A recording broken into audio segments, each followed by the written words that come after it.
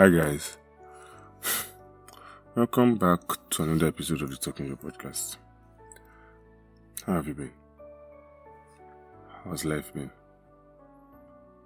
So a few days ago, I was seeing a TEDx talk. I just got a nudge to watch a TEDx talk on today's topic. And you know how sometimes we say that we do not need voices to validate the things that we believe. Well, sometimes it's true, right? But sometimes it's not entirely true. Sometimes you actually do need a voice to tell you that the thing you believe or the thing that you think you know is not necessarily wrong. So I was seeing a TED talk. Can't really remember the names of the two speakers now. I saw two separate TED talks. And it was on grieving. I saw two separate TED talks where two female speakers talked about grieving. And I found some things interesting that I thought to ponder about, most especially because of what my headspace on the subject of grieving really is. There's a truth that for a lot of us as humans, and sometimes even a lot of us as Christians, do not believe. Or we act like we do not believe. And it's the fact that one day you might really lose someone you love. Now, I'm not trying to be a bearer of bad news. Far be it from me. I'm not trying to even state a reality. I'm just trying to state something that all of us know deep down in the back of our heads, but we may not just be truthful enough to speak about. You might at some point lose someone you love. It's a fact. And for some of us who are listening, you already have. It's the whole conundrum of why do people die if there is a God? I'm not even going into the whole theological conversation, right? It's just something that has happened over time that we must understand. You will lose someone. You may or you may not lose someone. And I find that grieving is such an important aspect of life that there is very little said about it. In fact, the best works that have been done on it do not seem to capture the entire essence of grieving in its entirety. This is what I mean. The best things that we say about grieving, they sound experiential and they sound not completely true. Sometimes they even sound like you are trying to dismiss someone's right to grieve. Yes, I use that phrase very purposefully. A person who has lost someone has the right to grieve. And I mean it in every sense of the word. They have the right to grieve for the rest of their life whenever they want to grieve. Because there is something about grieving that we do not talk about. It comes up like when the loss happens, the loss of a person happens. Of course at first there's an emotional component about it. Sure, right? There's emotions and everything for the first few weeks, months, even year. But then after a while, it seems like we subtly expect the person to get matured. Like maturity is the resultant of living life. As to get matured and get matured over this thing. And after a while, we start to act like the right to grieve dies when the person is no longer here. I find it very interesting. My friend Hadi, who I don't know if she's listening to this or if she will listen to this, wrote a piece last week. The piece was titled, I think, Disenfranchised Grief.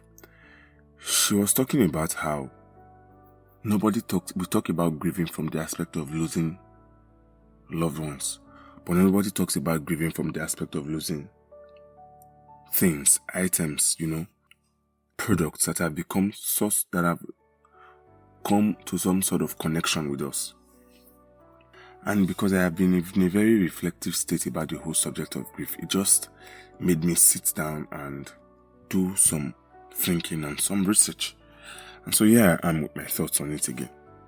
There is no defined way for grieving. I think it's a good thing and I think it's a bad thing.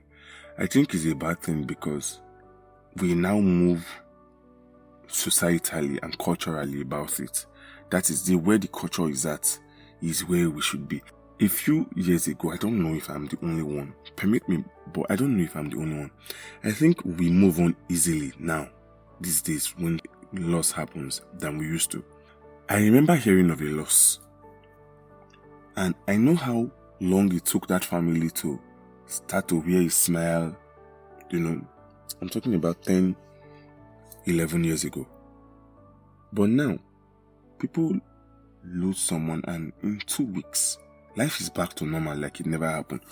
It's a conundrum for me because I keep asking myself, are you indirectly trying to tell me that everything, all the memories you all shared together for years could easily just fade off in 2 weeks? Because essentially, that is what I think grieving is about. Or that is what I think the most important thing about grieving is. That when the person leaves, the memories made never come back.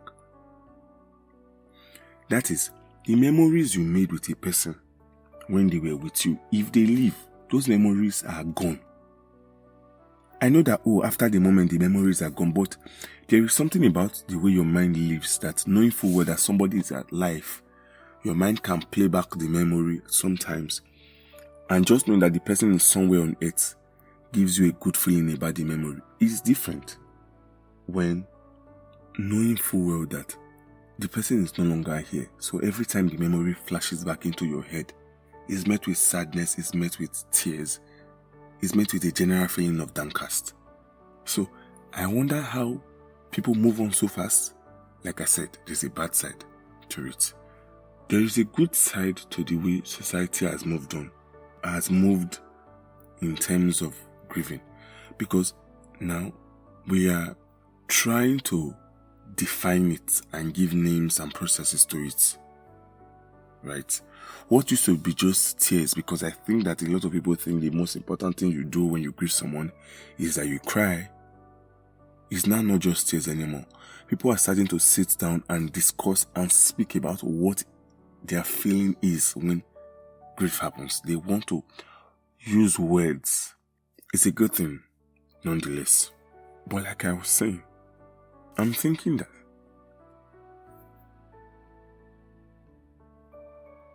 we do not have a proper placement on a scale for what grieving is and what grieving should be.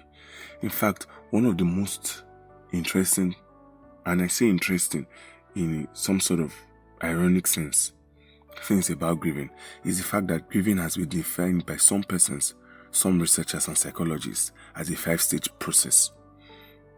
Honestly speaking, I don't think anything is more explanatory yet undefined as that concept. And this is what I mean. Saying that grief is a 5-stage process explains all the things that can happen in grief, but it doesn't state all the things that will happen in grief. 5-stage process, yes. That the first stage is denial, and then the final stage is acceptance. Which is very ironic, because sometimes you never really accept it. You just live in denial all of your life.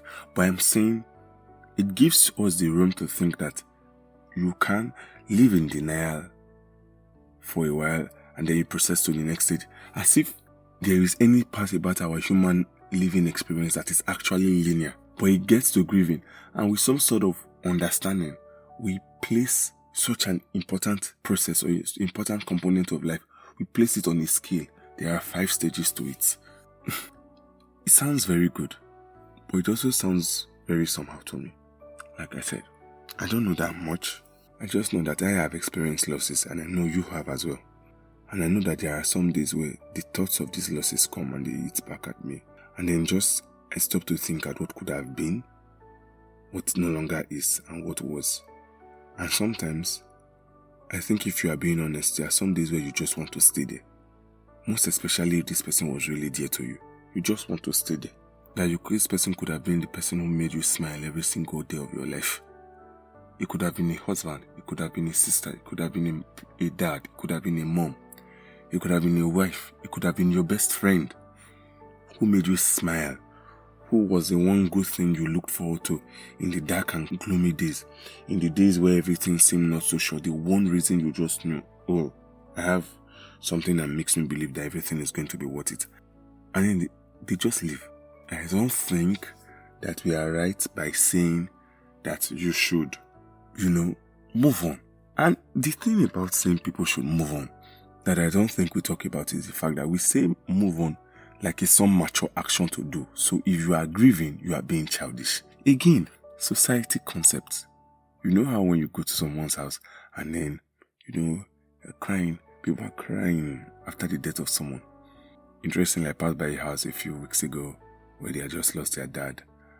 And some people crying, and I heard the woman, a neighbor, holding the wife of the man and telling him, "No cry, don't cry, don't cry." And then somebody said, even me, my husband too is dead. My whole husband is dead. And nothing annoys me more than that statement. Because respectfully speaking, what your husband meant to you, my husband meant more to me. You married a man and he became your husband. I married a man and he became my husband. We are in two different contexts. But I digress. And we say moving on.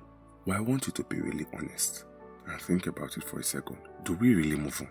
Because move on means get up and leave that entire mental process. Just as a side note, I find it very weird. Not weird. I find it interesting sometimes when I hear a story of maybe a man dies and a few weeks later, a few months later, and his wife dies. And I'm like, well, I wonder who could have told that woman to move on. Because there are just some bonds that simply cannot be fixed by any form of moving on. There are just some bonds like that. When you think about what could have been, the person you knew for 15 years, you could have known them for another 30 years, and they just left you in this world, and then you moved. And then you think about the fact that in 15 years, they probably changed your life. I'm saying this so that you can just ponder about, this is my whole thought process. And if you've been with me on this podcast, you will discover that there has been 2 previous episodes on grieving. This is the 3rd episode. By the way, that's on purpose. Right? A few days ago, my sister told me about a child who the mother had died during childbirth. And I found I had a lot to say, talked about, but then when I was done, sitting down with my thought process, I just came to think of it. That child will grow up with probably some of the best family members. But after a while, he will sit down and just note that the game is no longer evil. That's what grieving does. It gives you a realization that the fair chance you had at life, whatever fair team you had built, you have to find a way to adapt without it.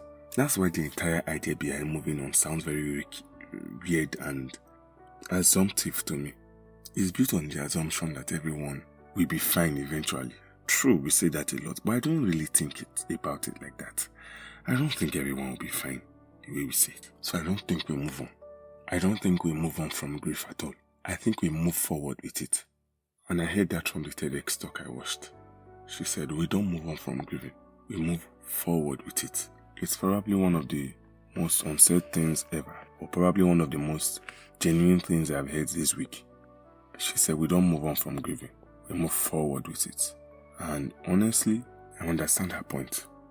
And she ended with this line, which I think I will wrap this episode with.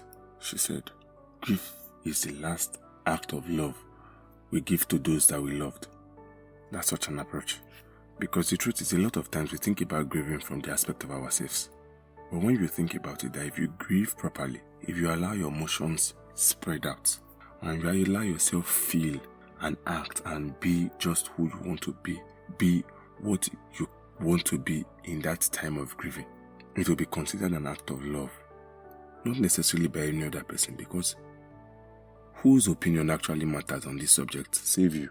But it will be considered an act of love. You will see it by yourself. Grief or grieving. Grieving is the last act of love for those we loved. Until I come your way on the next episode. It's Talking Joe.